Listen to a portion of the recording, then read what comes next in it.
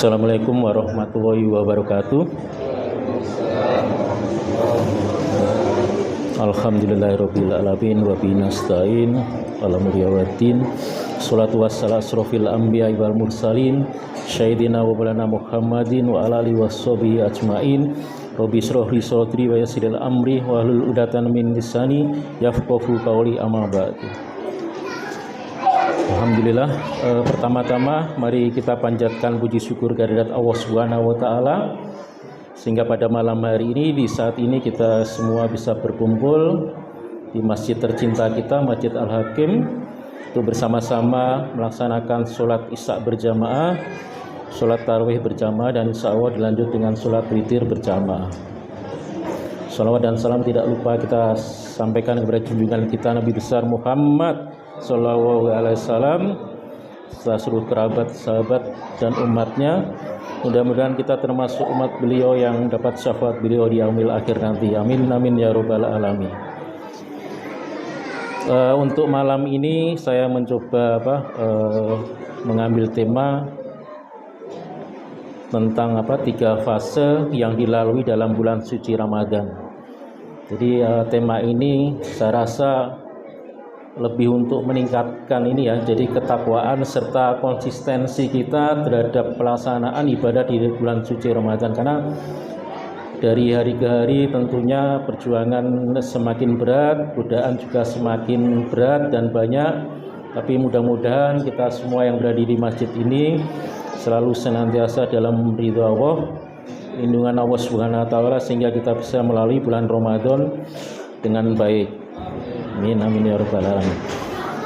Alhamdulillah, kalau tidak salah malam ini adalah malam ke-11, jadi artinya sudah melewati puasa ke-10 atau ya ke-11 buat rekan kita yang lain, dan tentunya kita besok memasuki Ramadan ke-11 atau 12, dan ini tentunya kita sudah memasuki fase kedua bulan Ramadan.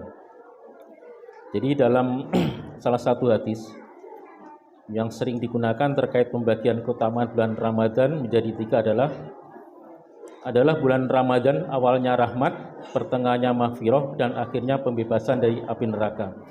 Diriwayatkan oleh Al-Baihaqi dalam Syu'abul Iman dan juga diriwayatkan oleh Ibnu Khuzaimah dalam Sahih Ibnu Khuzaimah. Jadi 3 tahapan ini memiliki keutamaan masing-masing. Jadi harapannya kita tidak berhenti di 10 hari pertama, tapi terus berkelanjutan dengan semakin meningkatkan iman dan takwa kita. Karena rangkaian dalam 30 hari Ramadan itu adalah satu kesatuan. Yang tentunya kalau kita benar-benar bisa lulus ujian, kitalah yang sesungguhnya menikmati hari raya. Karena hari raya itu sebenarnya adalah hari kemenangan bagi kita semua yang benar-benar menjalankan ibadah di bulan suci Ramadan dengan baik dan benar. 10 hari pertama adalah fase rahmat. Ini adalah fase yang paling berat. Menghadapi fase perubahan kebiasaan diri, ini sebagai ujian terberat dalam mencapai suatu ketakwaan, namun paling banyak mendapatkan pahala. Ya, karena tentunya ya yang paling berat tentunya pahalanya juga semakin besar. Pada fase ini dibukakan pintu rahmat yang seluas-luasnya. Jadi kita harus berlomba-lomba untuk berbuat kebaikan. Dalam salah satu firman Allah pada Al-Quran surat Al-Zalzalah ayat 7 dan 8 disebutkan, Bismillahirrahmanirrahim, "Faman ya'mal misqala dzarratin khairan yarah, wa may ya'mal misqala dzarratin syarran yarah." Yang artinya, maka barang siapa mengerjakan kebaikan seberat zarah, niscaya dia akan mendapat balasannya, dan barang siapa mengerjakan kejahatan seberat zarah, niscaya dia akan melihat balasannya. Mudah-mudahan kita termasuk dalam golongan orang yang berlomba-lomba dalam berbuat kebaikan. Zarah ini adalah benda yang sangat kecil sekali, bahkan tidak terlihat. Artinya gini, sekecil apapun itu perbuatan baik kita, itu akan mendapatkan balasan pahala. Sekecil apapun keburukan kita, tentunya akan mendapatkan balasan azab yang luar biasa. Jadi ini jadi pegangan kita semua, bahwa apapun yang kita lakukan, meskipun tidak dilihat orang, itu sebenarnya dilihat oleh Allah Subhanahu wa taala. Jadi kalaupun kita tidak berpuasa, Oh, kita nggak bisa lihat, tapi Allah itu melihat. Tapi saya lihat ya, jadi saya mendapatkan info ya, bahkan dari istri saya itu anak-anak di VGP itu usia SD itu di kelas 3, 5 itu sudah mulai puasa sampai dengan maghrib. Itu luar biasa ya, artinya hal yang mungkin kita patut syukuri ya. Jadi artinya dalam perkembangan dari masa ke masa, kebiasaan kebiasaan bahkan tuntunan terhadap bulan suci Ramadan ternyata tetap. Kalau ingat zaman kita pun saya rasa juga di usia segitu kita sudah mencoba untuk puasa sampai maghrib. Bahkan mungkin di usia atau di sekolah 5 sampai 6 SD itu sudah full. Jadi full puasanya.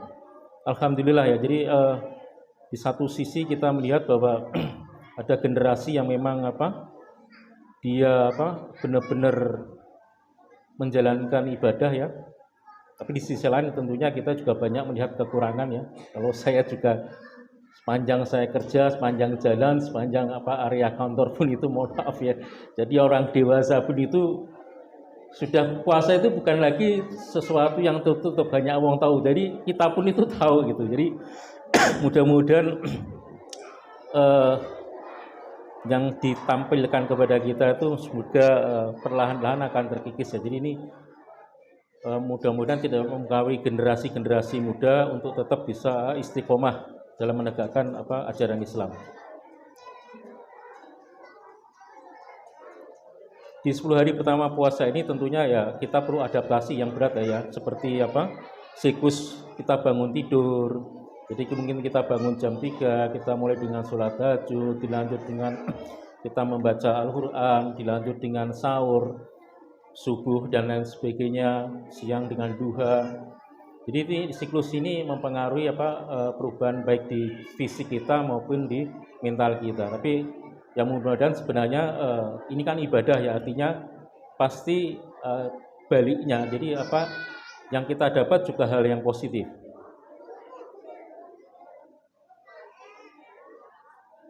Jadi ini yang alhamdulillah kita sudah melewati ya di 10 hari pertama ya. Jadi kesulitan keberatan kita dalam menghadapi perubahan baik masalah tidur, masalah makan. Jadi kita yang biasanya makan mungkin 3 hari sekali, 2 hari sekali, sekarang kita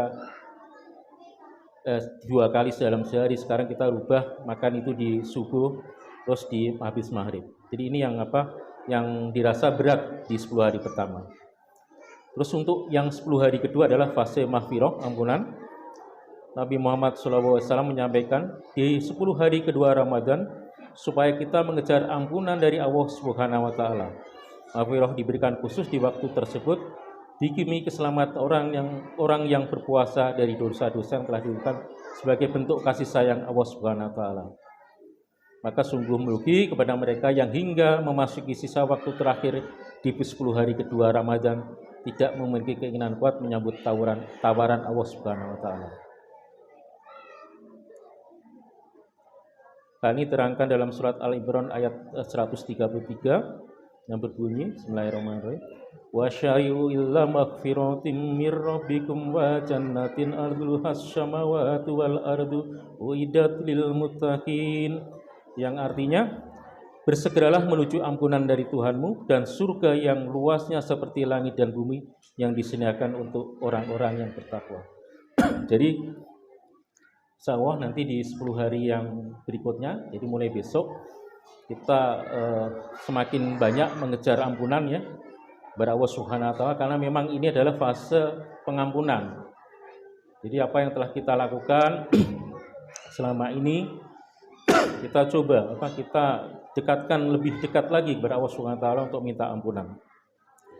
Untuk menjaga konsistensi di fase kedua ini ada beberapa hal yang mungkin bisa kita lakukan ya, bisa kita kerjakan setiap waktu, setiap saat.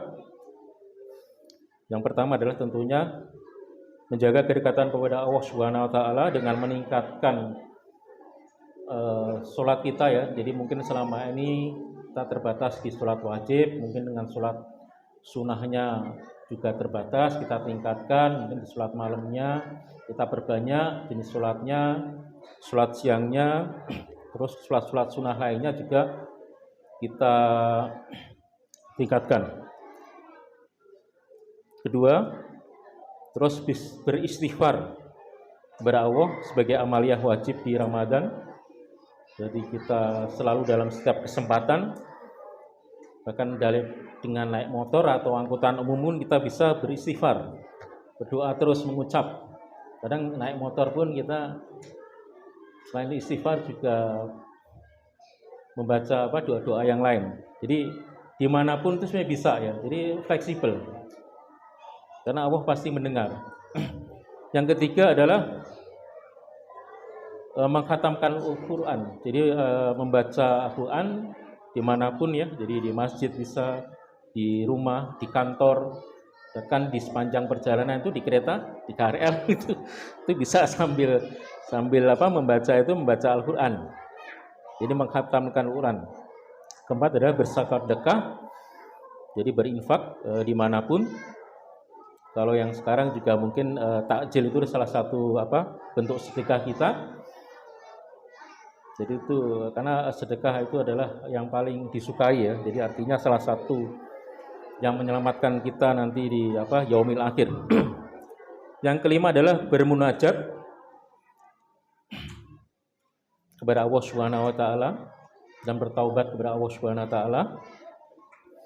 Jadi di habis sholat kita sempatkan untuk berdoa, bermunajat dan bertaubat kepada Allah Subhanahu wa taala.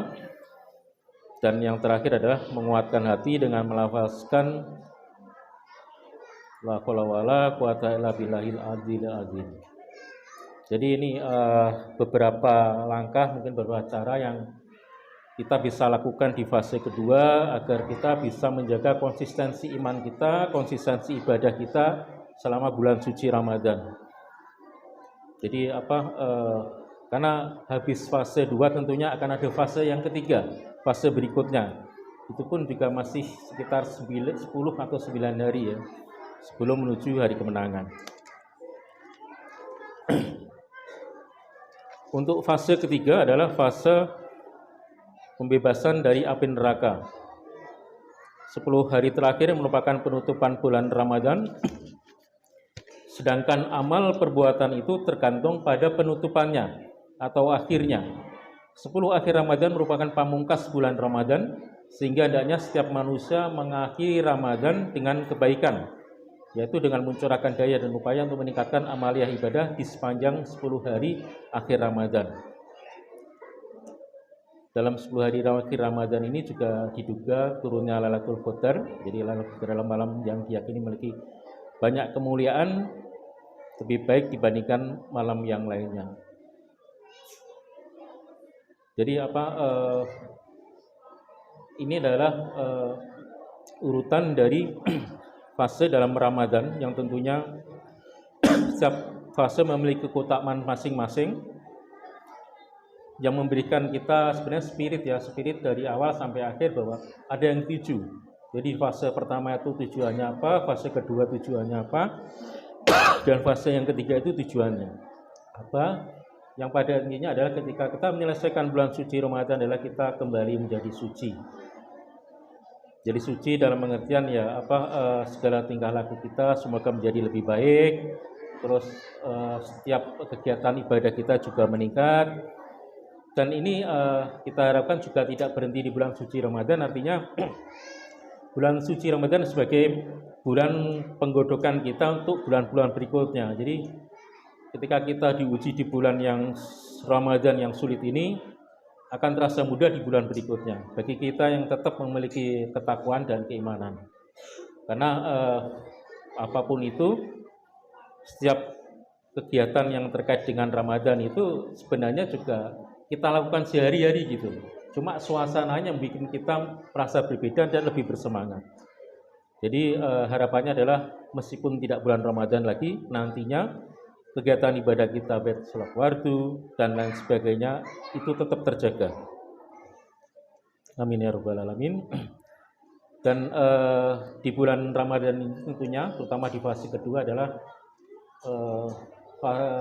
hal yang suci terjadi ya ketika turunnya Al-Quran yang untuk yang pertama kali itu di malam di 17 Ramadan tepatnya. Jadi benar-benar bulan Ramadan adalah bulan yang luar biasa. Tidak sekedar salah satu kita menjalankan perintah agama, tapi juga bahwa ada peristiwa turunnya surat Al-Quran sebagai tuntunan bagi umat muslim seluruh dunia. Mungkin kuliah dari saya cukup sekian. Apabila ada kebaikan sepenuhnya milik Allah Subhanahu wa taala, dan apabila kesalahan semata-mata hanyalah dari saya pribadi. Wabillahi taufik wal hidayah. Wassalamualaikum warahmatullahi wabarakatuh.